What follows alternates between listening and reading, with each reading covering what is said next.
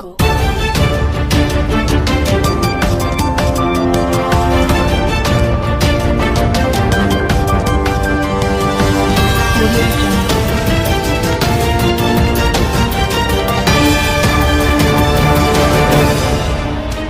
આજે કેન્દ્ર સરકારે એક મોટો નિર્ણય લીધો છે મિત્રો। કેન્દ્ર સરકારે અરવલ્લી પર્વતમાળાના રક્ષણ માટે એક મોટું પગલું ભર્યું છે મિત્રો। સરકારે રાજ્યોને નિર્દેશ આપ્યા છે કે અરવલ્લી ક્ષેત્રમાં કોઈ પણ નવી ખાણકામ લીઝ આપવામાં આવશે નહીં મિત્રો। આ પ્રતિબંધ ગુજરાતથી દિલ્હી સુધી ફેલાયેલી અરવલ્લી શ્રેણીમાં સમાન રીતે લાગુ થશે અને મિત્રો આનો ઉદ્દેશ્ય ગેરકાયદેસર અને અનિયંત્રિત ખાણકામને સંપૂર્ણપણે બંધ કરવાનો છે અને મિત્રો અરવલ્લી પ્રદેશોને ટકાઉ ભૂમિ સ્વરૂપ રીતે સાચવવાનો છે મિત્રો। ત્યાર પછીના સમાચાર જોઈએ તો મિત્રો આજે દરેક લોકોને ખાસ ચેતવણી આપવામાં આવી છે મિત્રો। જો તમે પણ આધાર કાર્ડ સાથે પાન કાર્ડ લિંક આ કામ નહીં કર્યું તો મિત્રો તમને દંડ થશે અને મિત્રો હજુ સુધી તમે પાન કાર્ડ આધાર કાર્ડ સાથે લિંક નથી કરાવ્યું તો મિત્રો તાત્કાલિક તમે કરાવી લેજો મિત્રો। આની અંતિમ તારીખ 31 ડિસેમ્બર 2025 છે અને મિત્રો આ તારીખ પછી લિંક ન કરાવ્યું હોય તો મિત્રો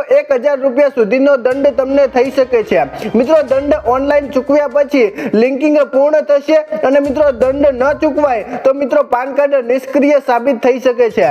જો કે મિત્રો ચેક કરાવવા માંગતા હો તો મિત્રો તમારું પાન કાર્ડ પહેલેથી જ લિંક થયેલ છે કે નહીં તો મિત્રો આવકવેરા વેબસાઇટ પર જાઓ અને લિંક આધાર સ્ટેટસ પર ક્લિક કરો અને મિત્રો ત્યાં તમારું સ્ટેટસ ચેક કરી લો મિત્રો। જો લિંક છે તો મિત્રો સારી વાત છે અને મિત્રો જો લિંક નથી તો મિત્રો લિંક કરાવી લેજો નહીં તો મિત્રો 1000 રૂપિયા દંડ તમને મળી શકે છે મિત્રો। આજે ગુજરાતમાં ભૂકંપનો આંચકો મિત્રો ગુજરાતના કચ્છની અંદર આજે વહેલી સવારે ભૂકંપનો જોરદાર આંચકો અનુભવાયો છે મિત્રો। રિક્ટર સ્કેલ પર આની તીવ્રતા 4.4 ની માપવામાં આવી છે અને મિત્રો સવારે 4 વાગ્યે આ ભૂકંપનો આંચકો અનુભવાયો હતો અને મિત્રો દરેક લોકો ઘરની બહાર દોડીને આવી ગયા હતા। જો કે મિત્રો કોઈ પણ જાનહાનિ થઈ હોવાના અહેવાલ સામે આવ્યા નથી અને મિત્રો કોઈ પણ જાતનું અત્યારે નુકસાન થયું નથી પરંતુ મિત્રો તંત્ર દ્વારા સાચવેતીના ભાગરૂપે સ્થિતિ પર નજર રાખવામાં આવી રહી છે અને મિત્રો આ મહિનાની અંદર ગુજરાતમાં 2 ભૂકંપના આંચકા અનુભવાયા છે